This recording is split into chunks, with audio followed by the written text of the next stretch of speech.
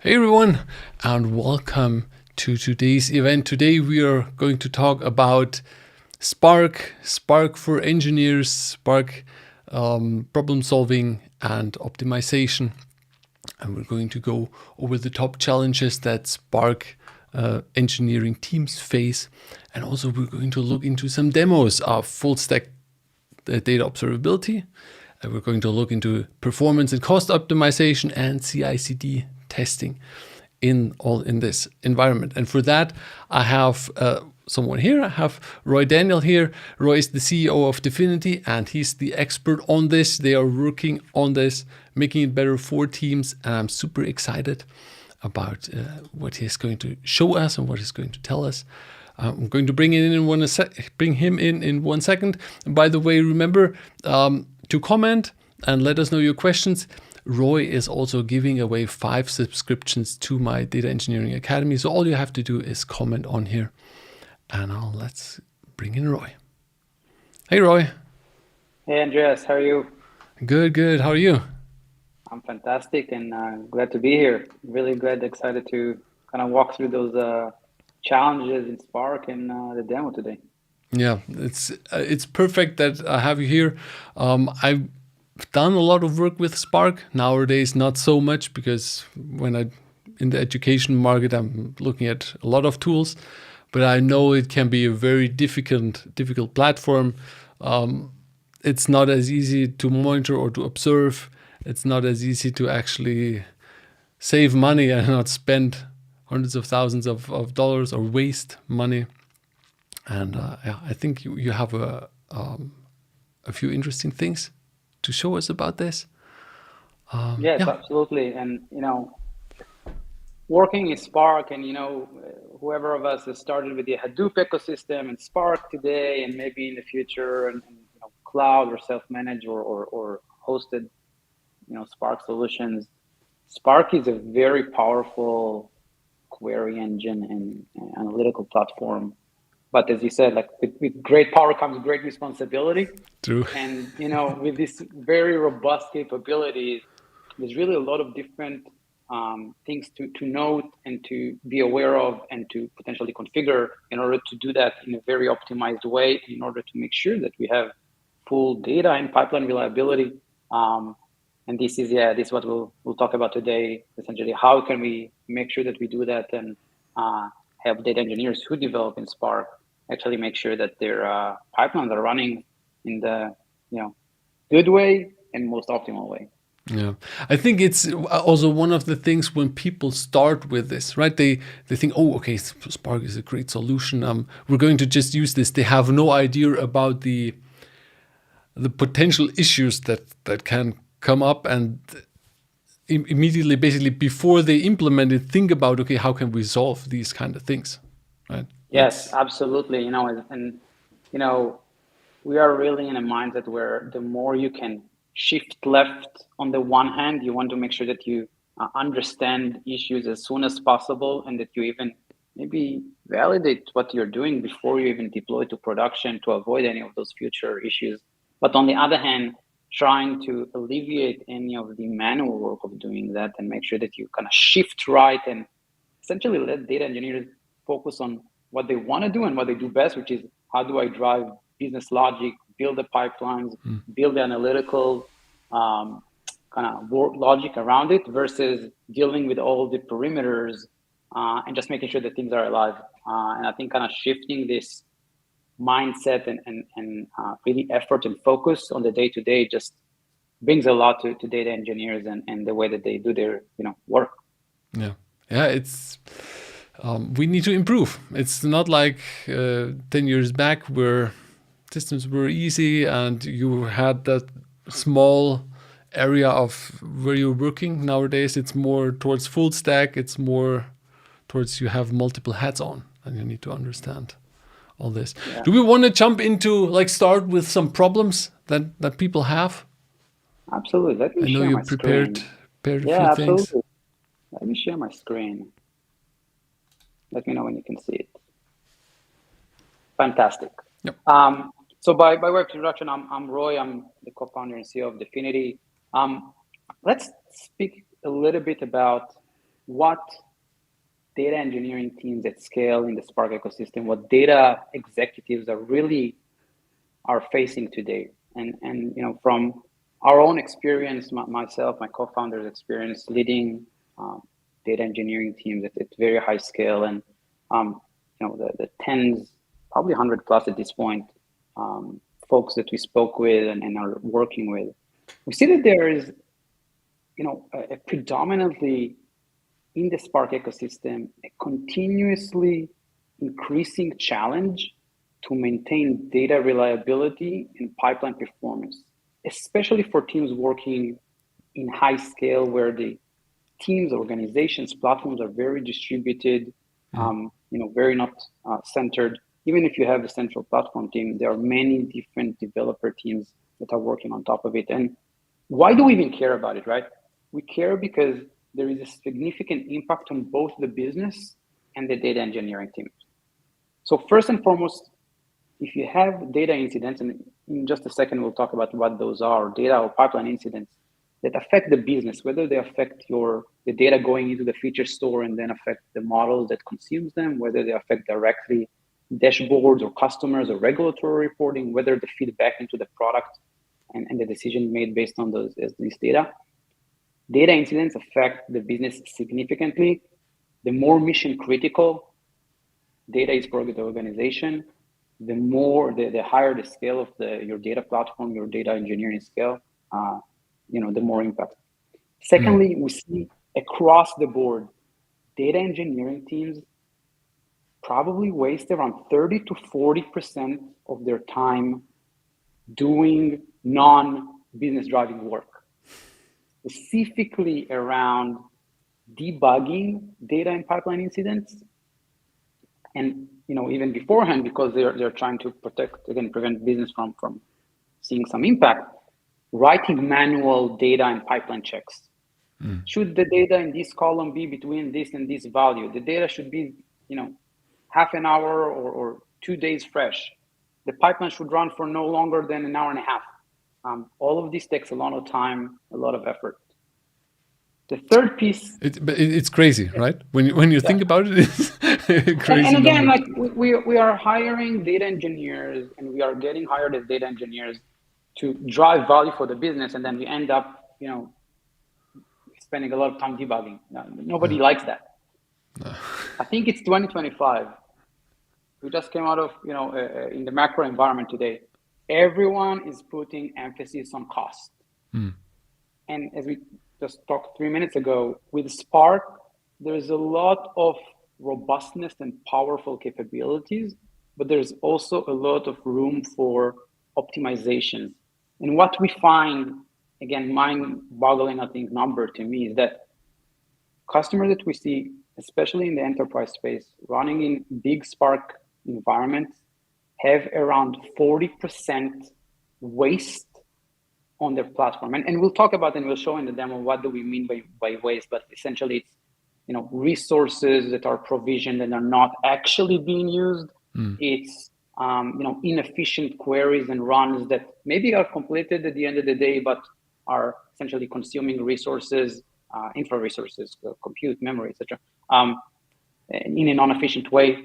That's mind-boggling. That's a lot of spend out there that can be optimized and can be gave back to the engineering teams.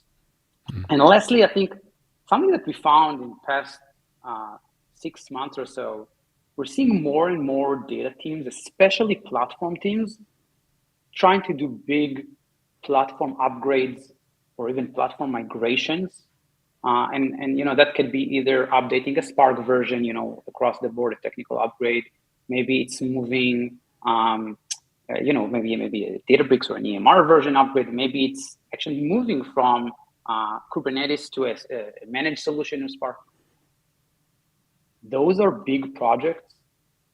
Platform teams typically want to do that horizontally, but with many developers and engineering teams around. That's very hard to, one, do. Secondly, to validate, to avoid then breaking production. Nobody wants to create any degradation. And we're just seeing those projects keep getting delayed because the validation cycle is very long. And we are seeing that, again, you wanted to do those upgrades to begin with because, in the new versions, there is better support, more optimized, performance, cost savings potentially. And those delays equate to dollars at the end of the day for those teams. And obviously a lot of heartache for platforms you're just trying to do that at this very large scale. Yeah, it's crazy. I find these numbers or these KPIs interesting. When we first talked, I was looking through your website where you have like a calculator where you can say, okay, this is how much. I think how many jobs I run, how large my teams are, and then it calculates roughly the amount of money you're wasting. And I think that is very cool to look at it at this way, because most likely also people in the chat, let me know in the chat, from if you run Spark or if you know someone, they have infrastructure costs that are higher, right? That they actually don't use it, but they, for some reasons, they're wasting a lot of money, or they're wasting too much time with debugging. And yeah, it's super interesting.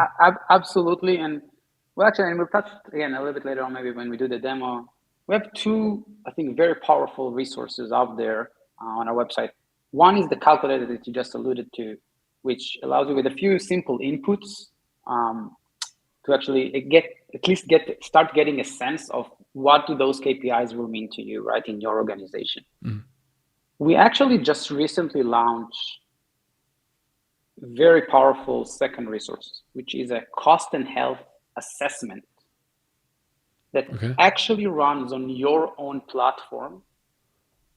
And then within 1 week, running silently, again, zero effect on zero footprint on workloads or anything like that, provides very granular view, essentially a report, a live dashboard actually.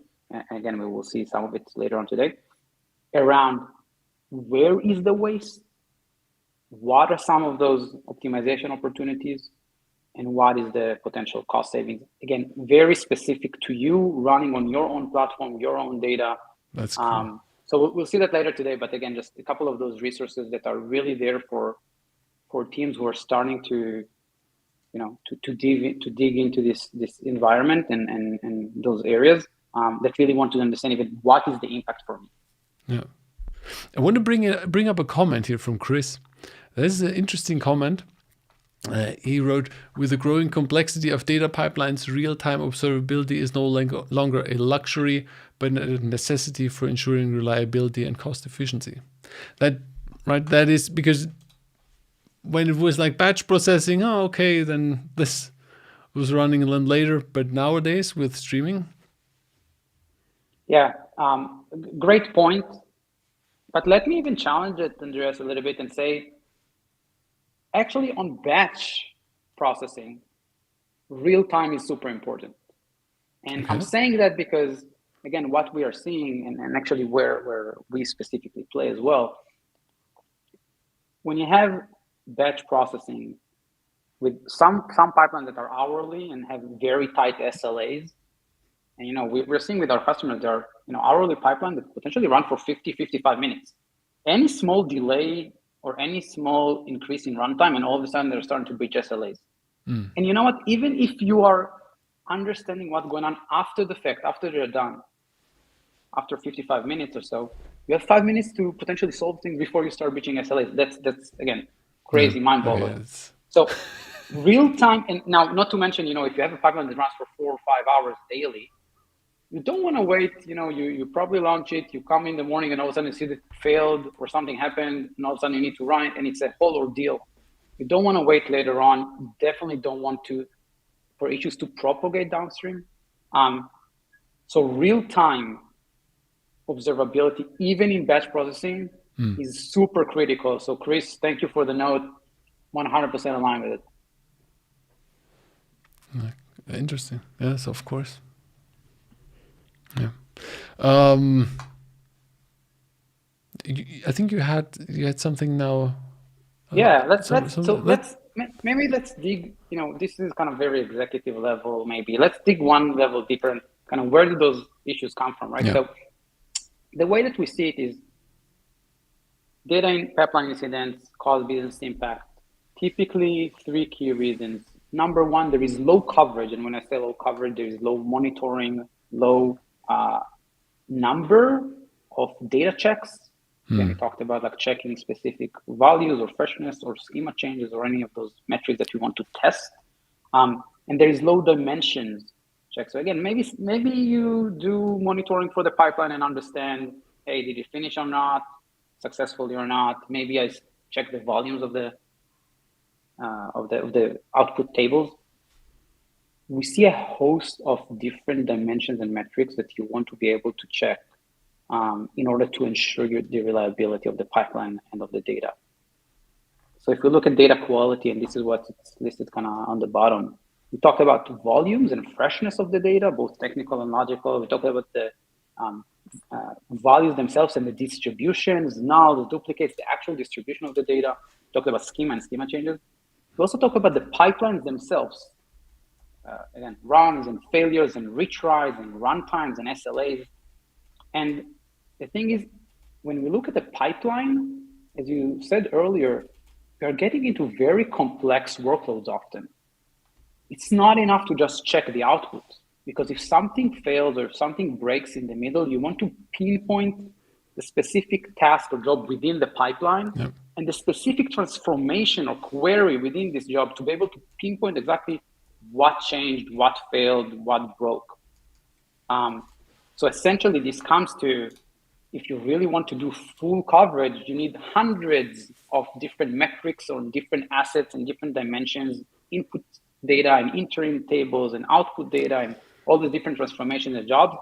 That's a lot. And we see that oftentimes teams really lack this type of coverage. Or again, even if they're trying to put some things in place, they end up with just a little bit. But it's also often hard to actually implement this coverage, right? You need to have a good system around this, because like you mentioned this earlier, or you hinted this earlier. There are so many things that it's difficult to actually like set boundaries here and there, and figuring out if this happens exactly with that data, then, or this data needs to look like this and not like this. These kind of things, you need to have a good system. Otherwise, this is super complicated to even implement somehow. Absolutely. And, I'll throw it back to you, because you said something that really resonated with me. You said like earlier, in the engineering space,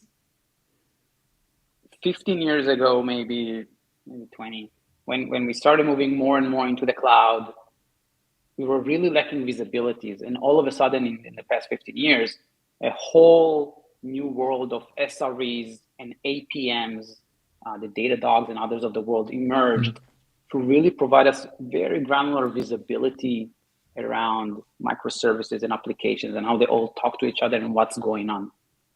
And in the data engineering space, especially in Spark, especially for complex workload, we don't have that yet. We have some data quality tools that are really looking at data, typically at the output, typically at rest, typically in the data warehouse ecosystem. We don't have full stack observability that allows us to do the same for data pipelines, for the data, especially in the Spark ecosystem, Lakehouse ecosystem. So maybe if we're just gonna go through this super quickly, I think data incidents typically caused by low coverage, both of data quality, of the pipeline themselves, typically late detection. So again, even if you detect things after the fact, polling on the data warehouse or reading some audit logs or anything like that, it's typically too late.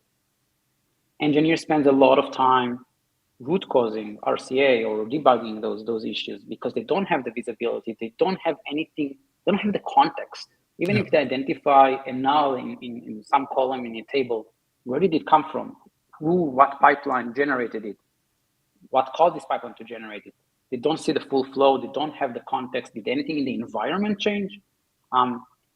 So a lot of we see a lot of dependency on a few Spark experts in the organizations that end up, everyone is pinging them like, hey, I have an issue here. Can you please help? So we see a lot of that.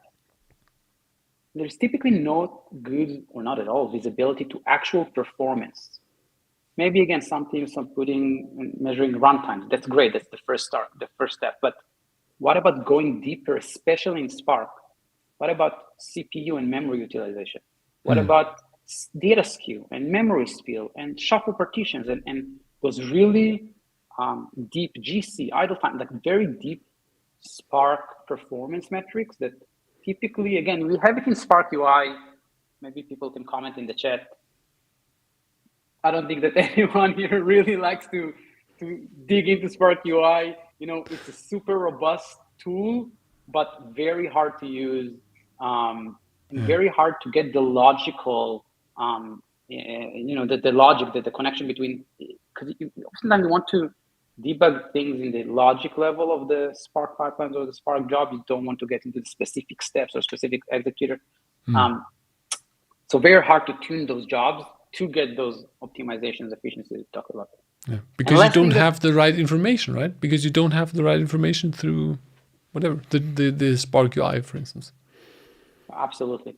And the last thing that I'll say is that, again, we are seeing folks, we're actually seeing like two different type of kind of tools in the market today, if I'll say. Like one is really focused on testing, some data changes in CI, a lot of static code analysis type of tool that we see out there. And then we see, of course, again, data quality tools that are very kind of post-production, that are geared to identify issues when they happen. We don't see a robust, especially again in Spark ecosystem, we don't see a robust CI/CD validation mechanism that allows you to test code changes or new platform versions on real data, not on small set of data, not locally, not static analysis, but on real data, but seamlessly validated to catch any data reliability or performance degradations issues before you even deploy to production, which again cause a lot of delays in platform upgrades and even regular code changes, right? Ongoing applicative code changes that are risky. Yeah. Any other thoughts or comments here from? From I think this touches on the important topics, I would say. We have a few comments. One was asking here about already if you have an AI-based recommendation for performance optimization and so on. I think people are looking for the hands-on. Yeah, let's move on. Again, people are just excited to see the demo. I'm all for it. Let's introduce the concept of, again, how do we solve for all of this? There's a lot here. Yeah. How do we solve all of this? I think Gartner, in their last market report, came out over the summer around data observability, really did a nice job of categorizing what does data observability, what does it look like in terms of observability or monitoring categories? And I'll call it full stack data observability, because it's not really just data. It's data quality, but it's also pipeline health and lineage and data flow. It's infra performance. It's usage and utilization, and it's around cost and FinOps. And I think we need to move away from just monitoring and just detecting anomalies to really where we bring the value to the teams, to the data engineers who do it on the day-to-day. How do we intelligently triage issues very, very quickly? How do we even recommend, and thank you for the comment here, how do we go to recommendations? And how do we even help the team resolve automatically? I think that's kind of the holy grail. And when you look at the solution, you need to make sure that it has a few kind of core capabilities. I think that what we see that really enterprise teams that do it in a very good way have is a full stack data observability that is real time. It's not after the fact, it's really working with the pipelines in real time. It's fully automated, or at least out of the box, and letting data engineers configure and edit whatever they want, but it's not requiring data engineers to now write 100 different checks or set up 100 different monitors. Because again, you want to write business logic, you don't want to start building infra. It needs to be actionable, again, tying back to the recommendations. It needs to be meaningful, actionable, and it needs to be scalable, right?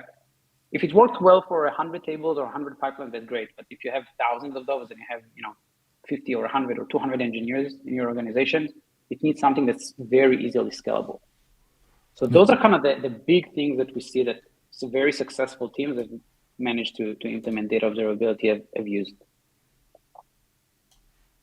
Any other comments here from the audience that you think we should address? Yeah, well, I can only comment from my side. I think for me, this whole package is the interesting part, because oftentimes you focus, or I don't just want to say tools, but like people very often only focus on individual parts in this, right? They just work on the data quality, or because that's one of the things. Okay, then they add something like pipeline health because that is needed. You need to know how when something breaks and so on. But to go further down and go until basically down until, okay, let's figure out the cost. Let's optimize the cost. That is something that you very often don't have, or no. Andreas, you're spot on. I think we're speaking with some teams who tell me they have some data quality framework that they maybe built internally and allowing data engineers to write some data checks. And then they use, I don't know, Airflow alerts and trying to get some failures from monitoring from Airflow. And then they have some FinOps, or at least some cost visibility from their, I don't know, cloud provider. But it's all very disparate, not holistic, not in one place. And you don't get to this like deeper level connectivity of how those things actually run. And this is what Definity is trying to do. This is what really we are trying to provide, like this whole full stack type of data observability. Yeah, because I think it's a good idea because, like, and you make the good point. Like, this fragmentation is something that I also often struggled with. That the information is not just in one place. If you figure out, okay, if you look at the billing of the cloud, it's getting expensive. I don't know where this comes from. Oh, okay, this comes from Spark, but why? Then you need to go somewhere else, and then you need to go somewhere else, and the time it is to actually figure out these connections is super annoying. Yeah, absolutely. Such a waste. I can't tell you how many times I've heard data engineers super frustrated with, again, the tools that they have versus their engineering peers around trying to solve some of those issues. Yeah. Okay. Should we look into a hands-on, because there's already somebody talking about techniques that can be implemented? Yeah. So let's provide a quick overview of Definity and what we do in the space, how we operate, and we can then jump into the demo. So Definity really is a full stack data observability and optimization designed for Spark, running in motion. And when I say designed for Spark, for us, it doesn't matter if it's Spark on-prem, Spark on Kubernetes, in your private cloud, a managed solution like Databricks or AWS EMR or GCP Dataproc. And by the way, we are very focused on Spark. We think this is where the biggest pain point and the biggest gap. We of course support the periphery, data warehouses, DBT, because oftentimes teams have both, a very big Spark operation plus they work. I'm just making this up on BigQuery as well. So we of course support that, but really the core is the Spark operation. And Definity provides really those three big value props that we'll see in a second in the demo around how do we provide full stack data observability to help teams prevent issues proactively out of the box in real time. And then if there are issues, root cause them, resolve them very, very quickly with the full context. How do they, better monitor performance and cost and optimize performance and cost? And how do they really do CI/CD validation to accelerate and de-risk code changes and overall kind of platform upgrades? The big thing about Definity is that it's not connecting to the data warehouse or the storage or kind of the data layer outside in. Definity runs inside out within the pipelines. And the big thing is that we do that with zero code changes. So essentially, you can instrument Definity with just adding 5 configuration parameters to, for instance, central Spark submit in a central place. And from that point on, our agents, or I know that today agent is a big word in the AI space, but our agents really run within the Spark driver and the Spark executors within the pipeline. And therefore they can, one, see everything in real time, and they can even control the pipeline. So a lot of robust capabilities that come out of that. So let's really see kind of what teams are really using Definity for today. Again, around those three big capability sets and kind of use cases. Maybe let's just jump directly into the demo. Yeah, let's jump into it. Sounds good. So let me reshare my screen here.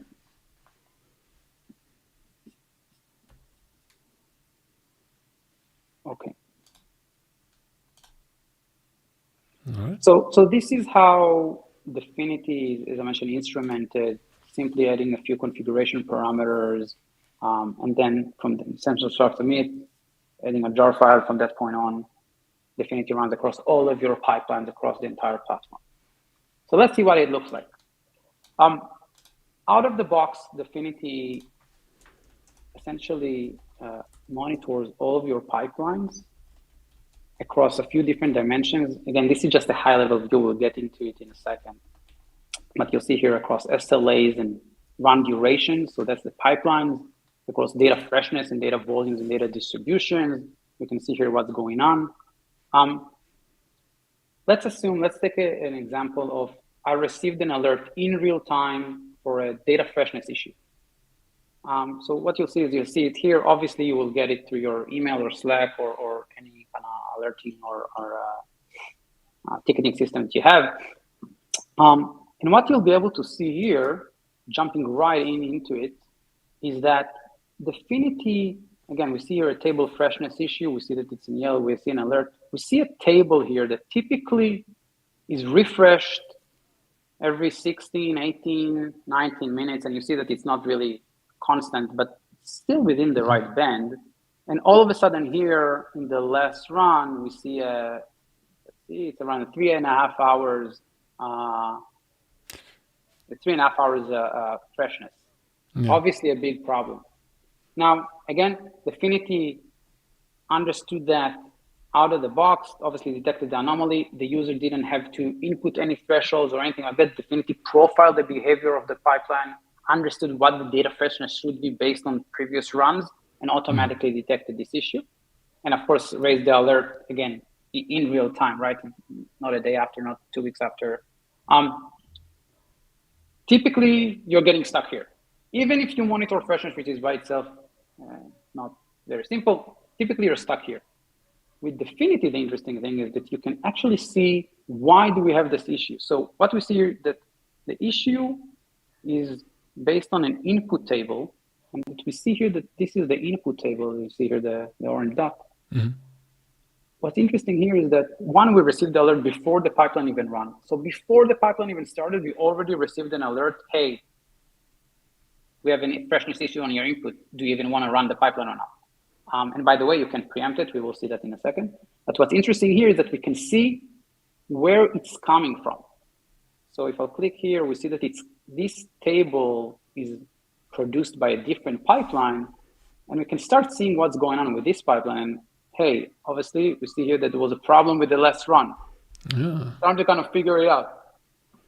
So if we'll click on it, what we will be able to see is that this pipeline, again, the upstream pipeline had an issue. And if I'll click on it, first of all, we see that we see here the full transformation timeline within the pipeline. We see that all the transformation actually completed successfully, but we see that there was a failure. And if I look at the failure, it actually says Definity break, which tells me that the user actually asked Definity to preempt the pipeline. Mm-hmm. So in the upstream pipeline, there was an issue that was probably so severe that the user, obviously automatically, not in real time, told Definity, if there is such an issue, preempt the pipeline in real time. Don't even produce the output data, which caused the freshness issue downstream. So look at this kind of cross-pipeline visibility, and obviously you can see here the full lineage outside of the pipelines and within the pipelines, every data sets, what jobs are writing or reading it.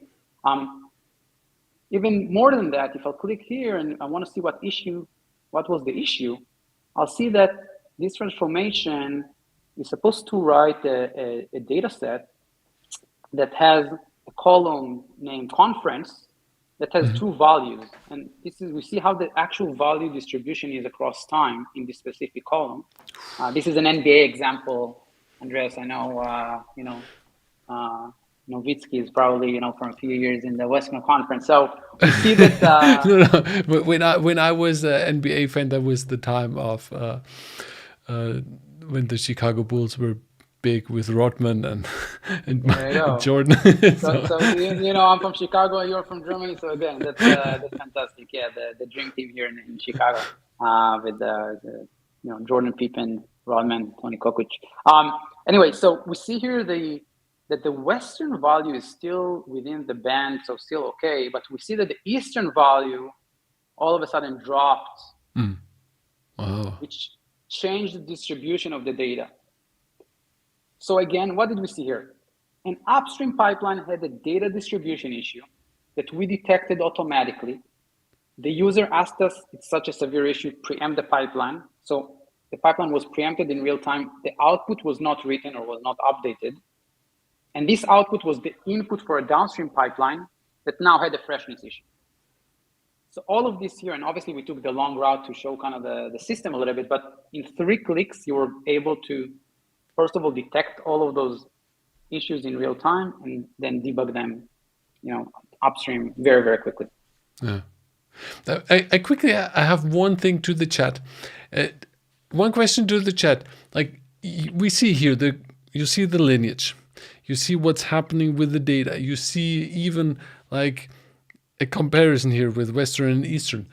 Put a 1 in the chat if your UI or if your tool can do that, and put a 2 in the chat if your tool that you're using can't do that. That would be interesting. Like 1 for mine is up to par of this, and 2, like we can't do that, because I'm guessing most people can't do that. That's great. And I'm seeing a couple of interesting questions. So I see Jonathan is asking if, other than alerting, can we enforce predefined SLA? Absolutely. So first of all, everything here is out of the box profiled by Definity. That said, the user can adjust and refine any of those tests, as they like. They can decide how sensitive they want it to be or not. They can predefine the value and override, of course. They can decide if they just want an alert, or if they want to even preempt the pipeline, which is exactly this enforcing mechanism that essentially allows us to not write the output, which, if you take one step back and think about it, it's very, very powerful. Number one, you're not writing bad output and start propagating issues downstream. Because think, what was the alternative? The pipeline here to continue to write the output. The downstream pipeline would have gotten a fresh data. They thought everything is great, but the data is bad. So oftentimes you want to preempt and not write this bad data. And secondly, you actually save on a lot of compute. What if this was a 5-hour pipeline? You just save this entire compute of running a pipeline that is running on bad data. So a very, very kind of powerful capability here. It's a very important topic, because I would say most of the time it's even worse if you send wrong data or broken data through, and then you have to clean up afterwards. So absolutely, that's right. so annoying. Backfilling. I actually wrote about it a few weeks ago. Backfilling is kind of the bane of data engineers, I think. It's like, okay, I already understood what's going on. Now I need to actually fix it and backfill. So absolutely, this allows you to, the backfilling to either be very, very minimal or again, not contaminate, the way that we like to call it, not contaminate the rest of your data environment. And I see here some answers from folks around your question. Yeah, I see a lot of 2s here. I didn't have such a thing as well, so that's why I can see that. Yeah, the last thing here just around this, again, if I just give obviously this is just a demo environment, but if I'll show another example here, for instance, data. And I'm sorry, that's a very bad name for a pipeline called data, but just to give you a little bit of a sense, out of the box, Definity essentially generated 445 different metrics and different tests and anomaly detections across this pipeline, across both the data asset, what we call data assets, so schemas and tables and columns, and across the execution assets, so the pipelines and the tasks within them and the transformations within them. And that's everything from data quality, again, the schema changes and volumes and freshness and distribution and pipeline health and SLAs and runtimes and resource consumptions. So everything, environment, everything is in here. The pipelines themselves, again, you can see the full lineage outside of the pipeline and within the pipeline. You can see the full tasks within each pipeline and how they run, the actual timeline. And that's where I said, like, we can go very, very deeply, see the full transformation list. If there was an issue here, we will pinpoint specifically to the transformation. We can see the actual environment, and if there was a change in here, we can actually see the actual physical Spark plan. And if there was a change here, we would see a side-by-side change. So everything is in here exposed. So in 3 clicks, you can understand exactly what's going on and where did the change come from. Did it come from an input change? Did it come from an upstream pipeline? Did it come from an environment change, from a code change? And you can really, again, thinking about intelligent triage, this is exactly that. How do you digest it for the user? So it's very, very easy. And now you don't have to depend on, Spark expert that dig into Spark UI to do all of that. Yeah. Wow. Any other questions on this, do you think, or should we move on to the next use case? Let's just move on to the next use case. There were a few questions, but these were more general. I want to keep this for the end. So the other big use case, again, that we'll talk about is, let's talk a little bit about cost and performance optimizations. Again, especially in the Spark ecosystem, big topic these days. So let me just for the sake of it, I'll open again in another environment. But essentially, Definity out of the box monitors everything that your pipelines do very, very granularly. And it, first of all, exposes for you not only the cost, and it's allocated to pipelines and jobs or teams or environment, and again, we can talk about it, but it actually exposes the utilization. And when I say utilization, it's the actual utilization, not only how many resources were allocated, provisioned for your jobs, but how many resources your jobs actually used. Okay. So we see here, again, this is an example for 3 weeks in 2024. We see here an example for 3 weeks, $130,000 cost, but only 52% utilization, meaning 48% waste, if you think about it. Now, let's be very clear, not all of this waste can be optimized. You can get to 100% utilization. Yeah. But we can probably get a significant amount. And the good thing that Definity is not only showing you which are the heaviest or highest cost pipelines, Definity is showing you which are the most wasteful pipelines. And even more than that, and I think there was a question here, which pipelines do we identify concrete opportunities to optimize? And you can see them here. Wow. And even more than that, Definity then connects everything. And this is kind of getting into the assessment that I mentioned earlier. And we can get this view probably in 1 week. And obviously, those are kind of rounded numbers, okay? So again, I think we should probably add a few decimal points here. But we see here that, again, $130,000 cost for 3 weeks. That's going to be around $2.3 million cost for the year for the data platform. Out of that, we see 400, I think the number is actually 370 or so, $1,000 in actual cost optimizations that we can drive. We even go farther and tell you what are some of those, waste causes, right? That some of it is over provisioning of resources, some of them is multiple retry and inefficient runs, some of it is failures, some of it is long GC. And essentially, again, a lot of time that is the executors are just tied to a job but are not doing anything. Yeah. But this is just the overall. The interesting piece is, okay, this is a great view for a data leader to understand their platform, or a data engineer that has 20 pipelines and want to understand what's going on. What do you do next? Where is actionability? This is where the real interesting part kicks in. And it's also that it's basically telling you the pipelines. It's not just telling you on an overview of the whole system, but saying, okay, that pipeline, because you most likely have a few pipelines that are terrible, and you can then immediately go in and you can focus on these. Basically, figure out the low-hanging fruits and what is easy to change early and where to save money. Andreas, thanks for reminding me this. This is spot on because I'm speaking with data leaders and just spoke with a VP of data platform a few weeks back, maybe in December, who told me my CFO gave me a 15% reduction target for our data platform. I have an enterprise teams with 100 plus data teams. And now I need to go and chase them and understand, because I know where the cost is. I have no idea where I can save.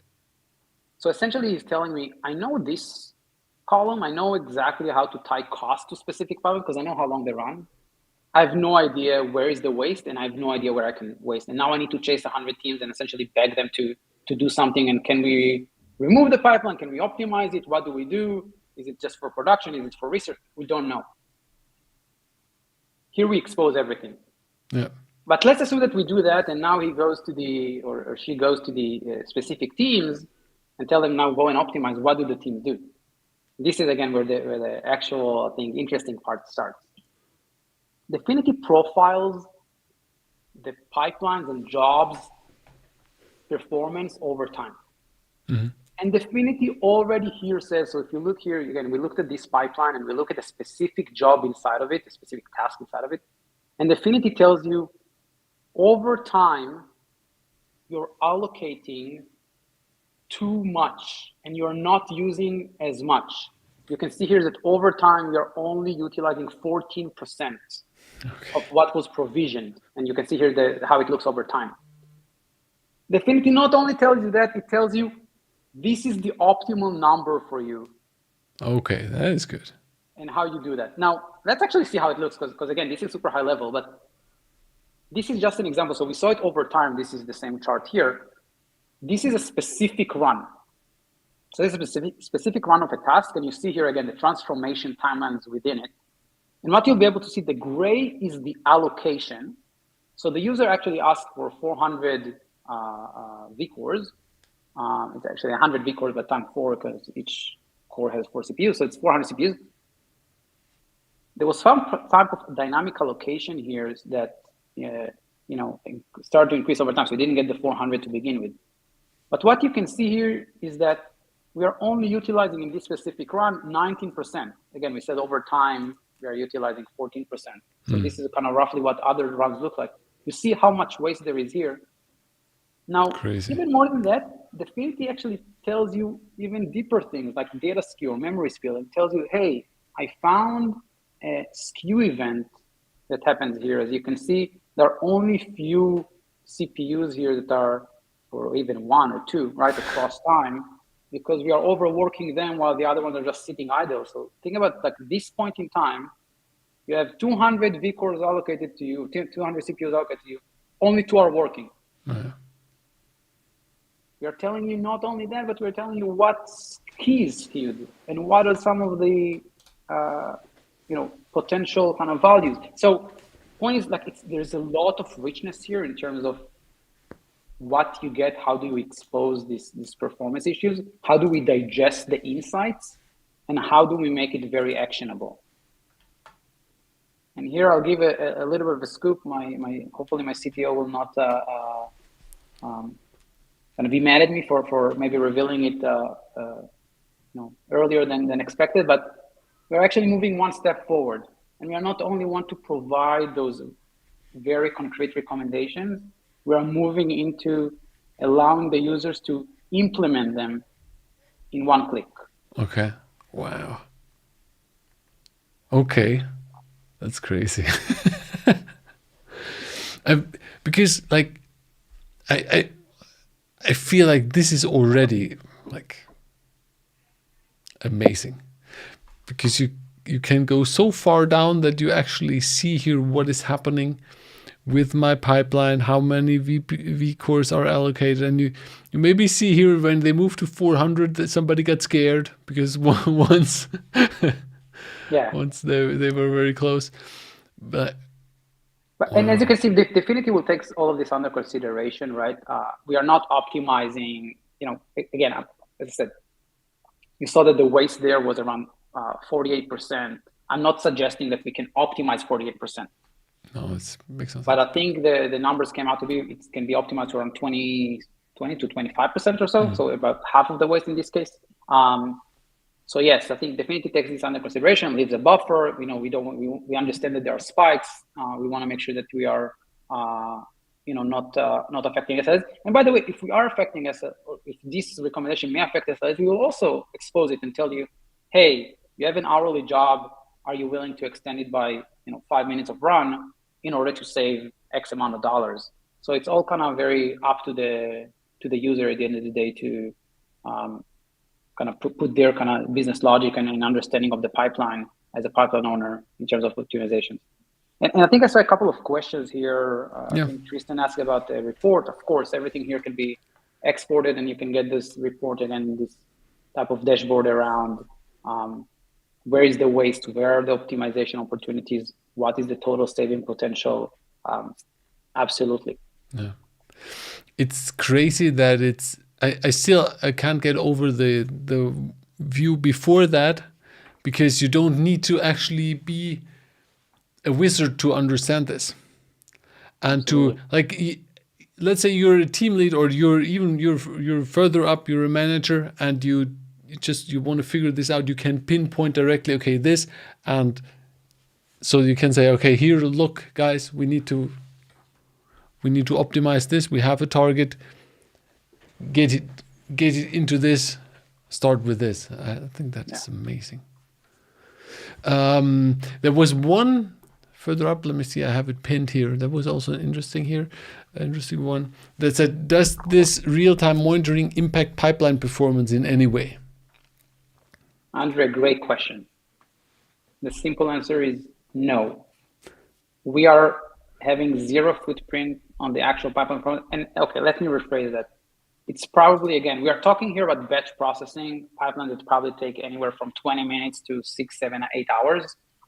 We're probably adding around 1 to 2 seconds there. It's like zero. I think the calculation was 0.05% in terms of runtime. The way that we do that is, and actually that's another huge point.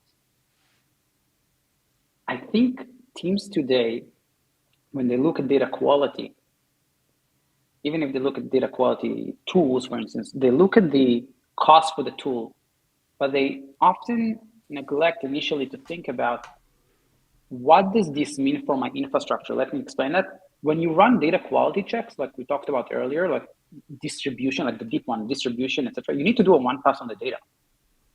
And if those checks are happening after the fact in the warehouse, you essentially have to run through the data. Those queries goes on your infrastructure cost. You're essentially running more queries on the data. Typically, what we are seeing with our, a few of the teams that we work with, talking enterprise high scale teams, it comes out to be anywhere from 8 to 12% of their infrastructure cost. So think about it again, it's around additional 10% of your infrastructure cost is just to run very deep data quality checks. Now, again, you don't do that, and then you will lose coverage and reduce coverage. Because Definity runs inside the pipeline, inside the executors even, we are now doing it in a very efficient way. So we are utilizing the one pass that the pipelines are already doing on the data when they read and write. So we can even reduce just the infrastructure cost, the infrastructure performance from doing data quality, I think to around 2 or 3%. So that's coming from 10 to 10%. So just you have 8 or so % reduction in infrastructure costs and performance just by moving and doing data quality checks within the pipeline versus after the fact.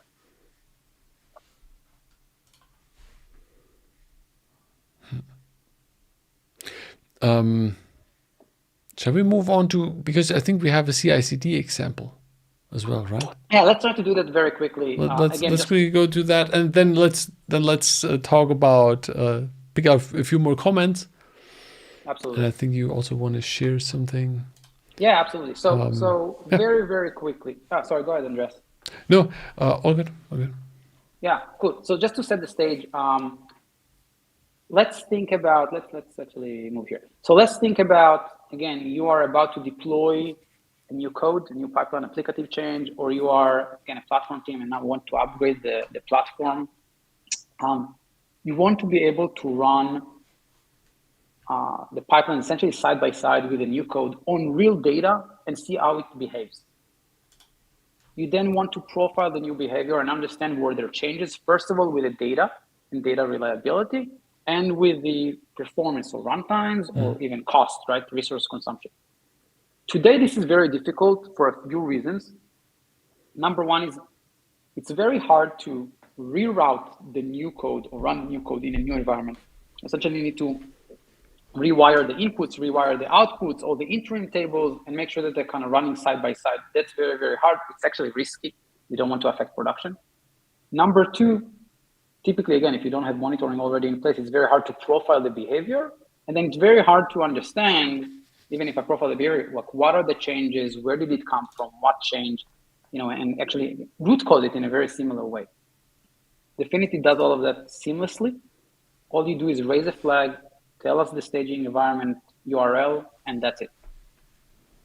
So let me show an example. For instance, let's start with a good example. So again, I'm comparing two different runs. Let's see here, for instance, an example of a Spark version upgrade from 3.1 to 3.3. And what we see here is that, again, you can see even the lineage of the pipeline. And what we'll see here is that, we put some parameters around kind of thresholds around what do we consider as good outputs and what change. And we see here that data similarity is pretty high. Execution similarity is pretty high. We actually see that there was one change here in time, but that actually means there was a reduction in time. Okay. So Minus we actually improved the pipeline 26%. run. Okay. Yeah, exactly. So that's great, right? We improved 40 minutes. So overall, 99% similarity. We say, okay, this upgrade is fantastic, technical upgrade. We can go ahead and upgrade. What happens if there is not such a great upgrade? So, for instance, let's see this, and this is a real example that we saw with a customer. There was an upgrade from 3.1 to 3.3, and all of a sudden we see a significant data distribution issue. Okay, why is that? We can click on this, and again, we can look at the lineage, and all of a sudden understand that there is some data here, some value histogram that was changed, and we see here the different metrics that we monitor, and we see here already at the inputs to the pipeline there was an issue with the new run. Again, all we did was upgrade the Spark version, and there was an issue with the run. Before Definity, it took them a few weeks to understand the root cause of this problem. It was very non-trivial. After they put Definity, this was very trivial because all we see here is that the input has changed. And while we see that the metric has changed, we've also seen that the environment has changed. And all of a sudden, we see that the Spark version upgrade changed your time zone. Which, again, by the way, you can see that here in the actual code, it's literally changed the time zone, which then changed your filter. So your entire input to the pipeline was changed. So once they fixed the time zone issue, very clearly, again, everything was solved. Very trivial here, very hard to do that when you, again, don't even think about those things or don't have the monitoring in place and don't have something that's kind of right out there. Yeah, find something like this. It's terrible. Yeah, exactly. The other example is let's take an example of a code change that happened. Let me actually, let's go here. Let's do a code change example. So let's assume that I did a code change, applicative code change. I know what was the change. Let's see, I wanted to understand what's going on. Again, here is the same Spark version. There was an applicative code change within the pipeline, and I see that there is a volume issue. So if I'll click on this, and again, I see here, I can look at the lineage, and I see the inputs here are good, the first transformation is good, we see everything is green, and all of a sudden I see a transformation here that has an indicator, the code has changed, and I see a lot of changes in terms of the output of this transformation. You see this data set has a lot of volume changes. You see like negative 99. So essentially, we almost didn't produce any output, right? Yeah. Compared to what we were expecting. We were expecting 1.3 terabyte. If we click here on the code, and again, we see the indication and we'll see what changed. We see that the code change of simply changes this variable from capital letters to lowercase letters, change the filter. So all of a sudden we feel, because of the code change, we filtered out the entire data, which again produced essentially a bad data sets right here in the middle of the pipeline. Without this, what we would have left with, first of all, again, running it side by side was a problem, but what we would have left with is like just seeing that the output of the entire pipeline was bad and we have no idea where it comes from and why. Here we pinpointed the specific transformation of specific interim data sets that allows to do all of that. And essentially, again, you saw here in like 3 clicks, we're able to root cause what was the change, go ahead, change a variable, rerun it, and make the change. All of this can be done in CI/CD seamlessly. So you can, again, in 3 minutes, validate your new code and make sure that the performance is good and data reliability is good. Wow. Okay. I mean, I haven't seen stuff like this, I have to say. Like this is... Yeah, that's what, again, we really, I think, full stack observability. You can't focus on data quality. You can't be at rest. You need something that contains everything, data and pipeline health and lineage and performance and CI/CD.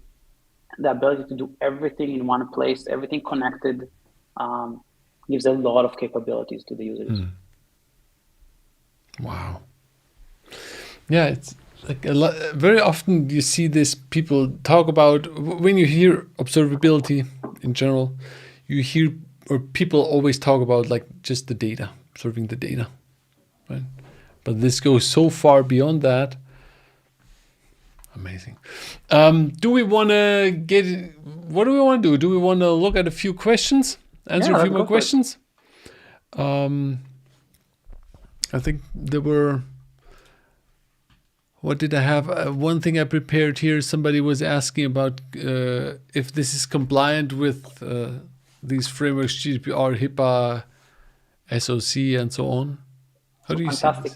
A fantastic question. First of all, yeah, we are from a security standpoint, we're SOC 2 certified, etc. I want to make it very, very clear. Definity runs inside the pipelines. It does not extract data outside of your system. So it's part of the pipeline run. It's part of the driver. Definity can run, by the way, either fully on-prem. So we provide the jar files, for instance, we don't have any access to it. And it runs fully on-prem or in the private cloud of the customer. It can also work in a SaaS model, but in this case, only metadata leaves the environment. And Definity, again, doesn't runs as part of the pipeline. So it's fully part of the again, customers' workloads.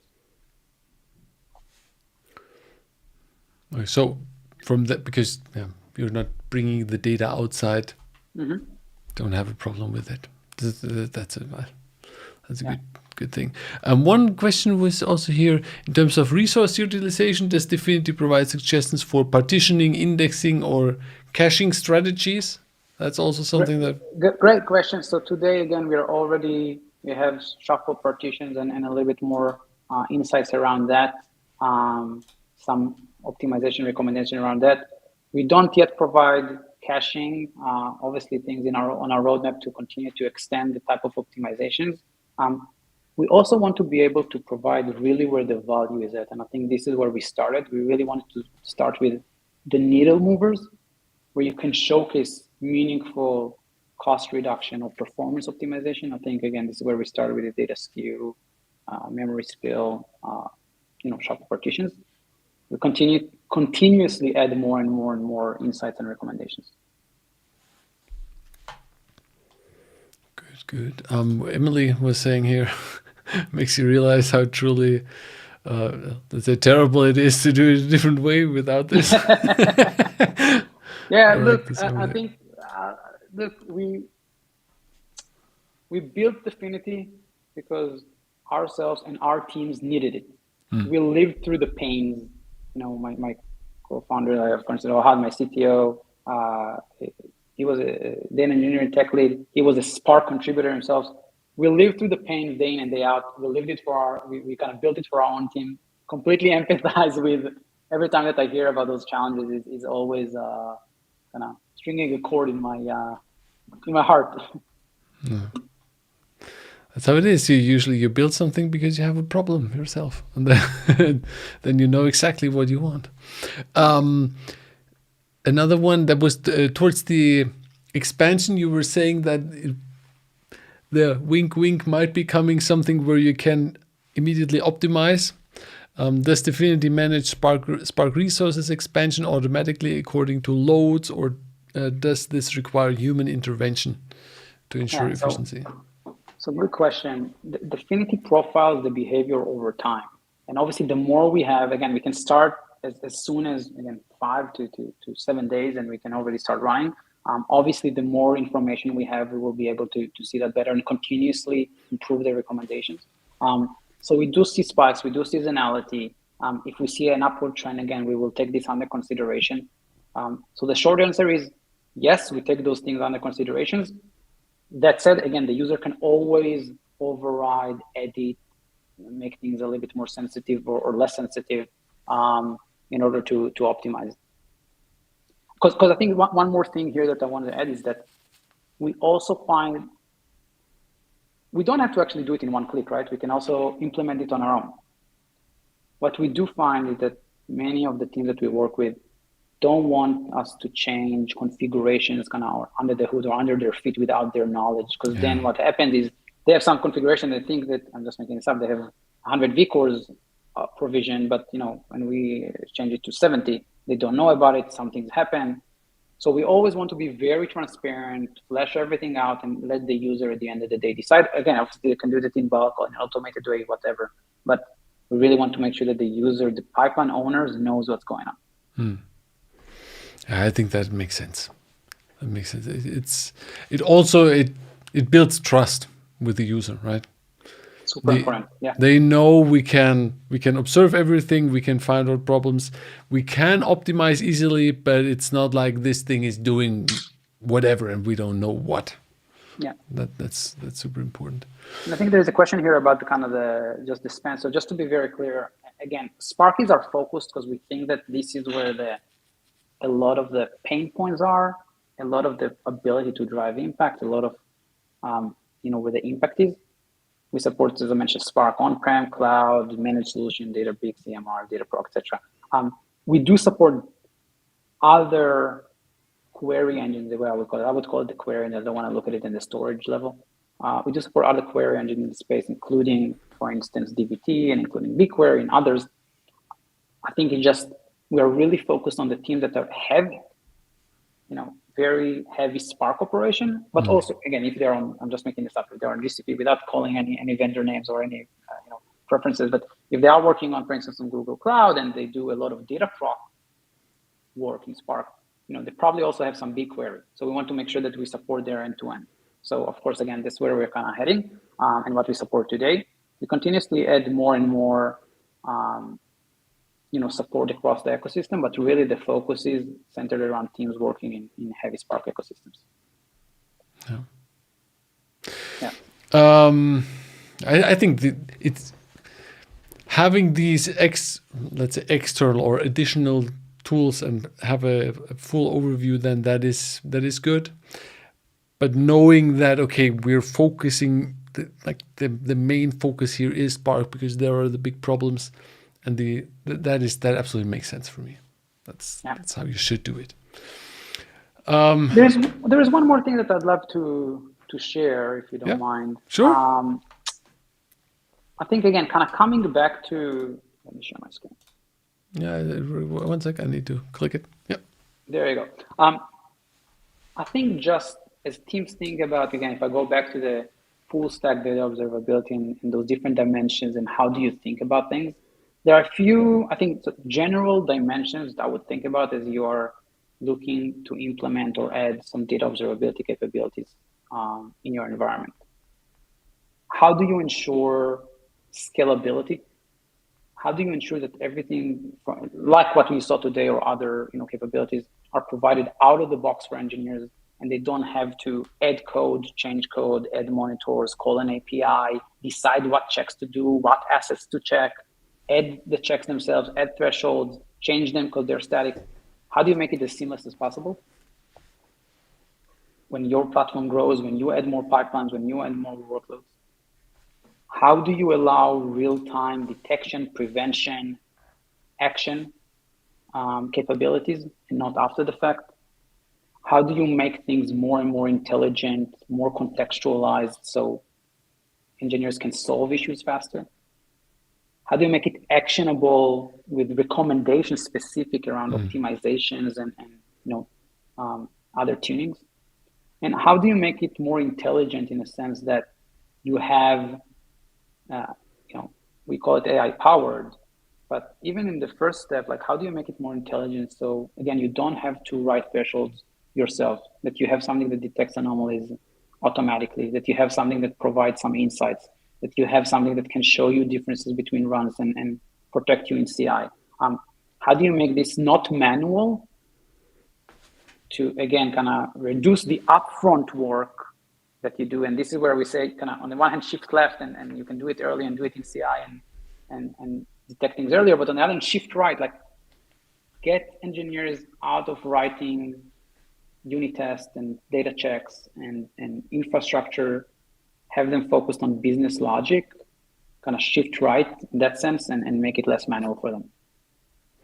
Yeah, that's a manual work is always bad, and focusing on making this more automated, getting easier help, I think that's a good